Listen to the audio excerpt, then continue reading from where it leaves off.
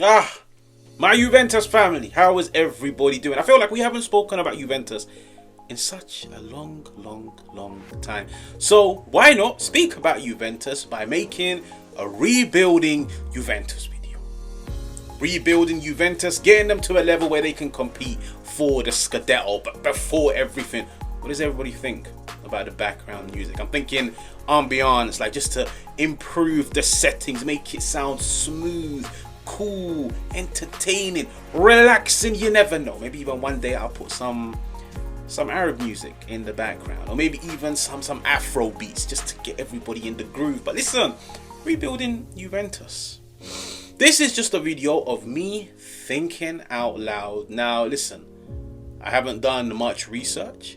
I haven't looked into the details of each player's contracts and how much they get paid and this and that and all of the internal issues. This is just me thinking out loud what Juventus really needs, who they should appoint, who they should target, who they should stay away from. So let's just start off first with, let's just do the outgoings. Who's leaving? Who's guaranteed to leave? Dusan Vlahovic. It's been real. Dusan Vlahovic, he's leaving. It's crystal clear. Whether he scores 50 goals from now up until the end of the season, the Juventus chapter, it's over. If he scores 50 goals from now up until the end of the season, the only benefit is it increases his price tag by maybe, I don't know, 10, 15, 20 million. That chapter is done. I feel like he wants out. Juventus want him out. They're not even going to take the gamble of even trying to renegotiate a deal with him. Listen, just bring that chapter to an end. So he's out, which means Juventus, they need a striker. I feel like Douglas Luiz is also gone. The Douglas Luiz chapter is a quarter of a page. I feel like that will go down as one of the biggest flops in Juventus history.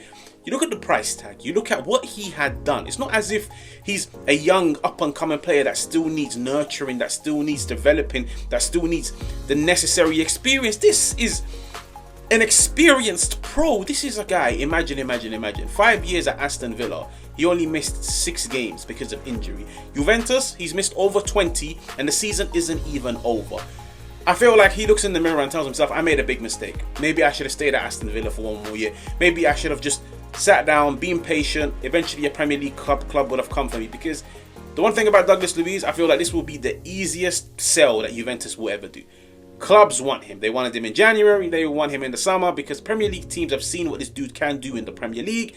And I feel like he just wants to go back to the Prem. But listen, Douglas Luiz being at Juventus, it might open the door to a signing which will revamp this Juventus midfield. But we will touch on that later. So yeah, the outgoings that are a guarantee in my opinion, Douglas Luiz is gone. Dusan Vlahovic is gone. I wouldn't be surprised if other players also leave. I look at somebody like Mbangula. As much as I love the kid, and I really feel like at times this season, he hasn't been given a fair chance, a fair crack. He hasn't really been rewarded for playing well. I think Juventus will definitely look at him and say, listen, if we can get ourselves 15, 20 million, that's guaranteed profits, they will let him go. And I feel like a few other names will leave. But in terms of the marquees, I think Dusan Vlahovic, Douglas Luiz will definitely leave. Gatti, it's being reported that Napoli want him. But let's look at the manager. This is the most exciting part. Now, Igor Tudor, he's on an audition, let's just say. And I've made it crystal clear whether he does well or not. I feel like Tudor needs to cement his name on the game. I feel like nobody knows what Tudor really is. Is he a manager that can compete for titles? Is he a manager that can just compete for top 4 in European football? Is he a mid-table manager, or is he one of those managers that walks in, rallies the troops and helps a team avoid the drop, like he done at Udinese, like he done at Hellas Verona? He needs a long-term project. Like the longest he's ever managed is 1 whole season at Marseille. That doesn't say anything. Like he needs a 2-3 year project where you could see how he elevates a team. You could see how he improves a team season after season after season. Like you need to see that growth after each campaign. For him to get the big project and be given the keys at Juventus, I think it's too early, regardless of how well he performs from now up until the end of the season. So who should they appoint? Now the thumbnail has Carlo Ancelotti. I feel like going into the summer, everyone is going to be looking at Antonio Conte. Now, I don't think Antonio Conte has anything against Juventus, and I don't think he would block the move. But you have to bear in mind, he is contracted to Napoli, and me personally, this is just me like thinking out loud, I don't think there's anything behind the rumours of Elkan wanting Conte and Juventus are looking to bring him back. Listen, Antonio Conte, for me, if he wins the Serie A, like, could potentially be the best Serie A manager ever. The fact that he's won the Serie A with 3 different teams, how quick of an impact he has on teams. But you have to bear in mind, his contract to Napoli, De Laurentiis is one of the most annoying, one of the worst people to try and negotiate with. Like, I'll be real, there's a higher chance of you convincing me to dye my hair and beard pink than to get Antonio Conte out of Napoli. It's not a matter of money talks. I don't think so. I think the price tag will be ridiculous, and De Laurentiis is probably looking at Antonio Conte and telling himself, I've just stumbled across a gem that nobody wanted in the summer. Milan, they wanted to go down the path of, we want a coach, not a manager. Shout out Zlatan Ibrahimovic. Juventus, they wanted to go down the path of bringing in a manager that can revolutionize the team, get them playing a new modern way of the game. Like, bring in a young up-and-coming manager that can revolutionize the team, get them playing a new style of football. That didn't work out. Antonio Conte was a free agent in the summer. He was available. Juventus didn't try to get him. Milan didn't try to get him. The only team that came calling was Napoli. And I feel like De Laurentiis is now looking at him and saying, whether you win the Serie A or not, I would have never ever expected this Napoli team that finished 10th last season to be competing for a Scudetto, and they've got a solid chance of winning it, especially when you bear in mind Inter are in all the other competitions. And when you look at the fixtures, Napoli's fixtures, they could really go unbeaten from now up until the end of the season. They're all winnable. I don't think he lets him go. Whether Milan come calling, whether Juventus come calling, De Laurentiis is not letting Antonio Conte go. So you need to start planning with different options. I genuinely look at somebody like Carlo Ancelotti. Look, it's one of the two. You either bring in a stabilizer, somebody that can come in, stabilize the team, steady the ship, or you bring in somebody that can revolutionize the team. Revolutionizers, they tend to be the young up-and-coming managers because they've got bright new ideas. But even then, those take time and there's no guarantee they will work. Juventus went down the path of Thiago Motta. It didn't work. Who's young, up-and-coming that you could say can walk in and revolutionize the team? I do look at somebody like Vincenzo Italiano, but I think even then, I think he's wise enough to know I still need maybe another season at Bologna in order to see whether or not I can gain the necessary experience to then go and manage a top team. I look at Ancelotti and I see the rumours, which is he's looking to step down. His contract runs till 2026, but he's made it crystal clear. I'm looking to leave at the end of the summer. My chapter here is done. I've won everything I can do. I've developed. I've improved. I've cemented my name in the legacy books. I'm looking to leave, and I've probably got one more chapter in me. Now, it all depends on whether or not that chapter is international football or one more club. And I look at Ancelotti and I tell myself, you've got unfinished business in the Serie A. Juventus, they bring in a winner. Someone that's literally won it all across the entire world. Juventus, they have the second youngest team in the Serie A. Young players. Imagine somebody like Carlo Ancelotti, who's managed the world's best of stars. Cristiano Ronaldo, Vini Jr., Toni Kroos, Luka Modric, Kylian Mbappe, Rodrigo. The list goes on. Kaká. Everybody. He's managed the world's best of stars and he's won everything there is in the game. He walks in. Listen, you are going to run like a dog for Carlo Ancelotti, yeah? You are going to train day and night for Carlo Ancelotti because when you look at him, there's trust. You know he's been there and he's done it before. And as long as you go under his wing and you follow his guidance, you will win. Because wherever Carlo Ancelotti has gone, he's won. I just look at it and say, bring him on a short-term deal, even if it's like 2 years. After the 2 years, once you've now improved the team from a technical, from a physical, from a mental standpoint, I feel like Carlo Ancelotti, what his biggest strength is, I don't think he's the best of tacticians, but I think from a mental standpoint, how he can improve a team mentally, you benefit so much. If he could just walk in and improve this team mentally, in terms of they understand Juventus, they understand what it means to play for the team, they understand what it means to train, they understand what it means to perform week in, week out, to play for one another, then you bring in the manager that can revolutionize the play style after Carlo Ancelotti leaves. Very similar to what Real Madrid are about to do. They're about to let him go, and I'm pretty certain they're going to bring in a young, dynamic manager, somebody like Xabi Alonso. He's going to revolutionize the way they play. I look at it and tell myself, Juventus, after this catastrophic season that they've had, they need a winner.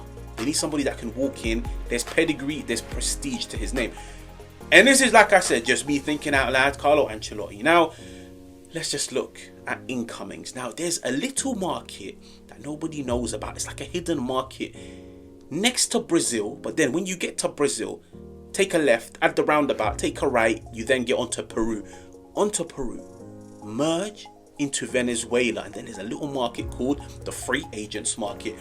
I feel like every team, if you want to grow with minimal spending, capitalize and target the free agents market, yeah? Because I feel like the Super League is happening and so many people don't know it. The Super League is now the Premier League. The Premier League is where all the money's at. You can't sign players from the Premier League because they're so expensive. Like teams in the bottom half will want 60 million for a centre half. Not every team has 60 million to pay on a centre half. Playing for a team in the Premier League that's ranked 14th. That's why you see so many players nowadays. They know, I can't leave this club because they're going to prize me so highly. So what I'm going to do is wait for my contract to approach an end. And then I'm a free agent. They get that signing on bonus. It's exactly like what's going on with Trent and Real Madrid. Target the free agents market. Like, I feel like there's a few good players this summer that are free agents. You've got Jonathan David. This is a dude that scores goals season after season. You've got Anguissa. I think Anguissa is a player that's been there, done it before. Scudetto champion, can be another Scudetto champion. He understands the Serie A. That physicality every team needs. He's a free agent in the summer. Somebody like Angel Gomez from Lille, only 24 years old, dynamic, wide range of passing.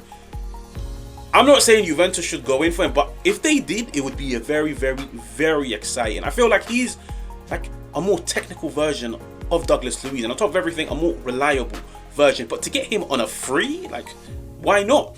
Then somebody like Thomas Partey, I feel like he's having an amazing season at Arsenal. This dude will just break play, and I feel like his passing goes under the radar. But these are all players that are for free. These are all players that you can bring in that competition, bring in extra quality, bring in extra experience.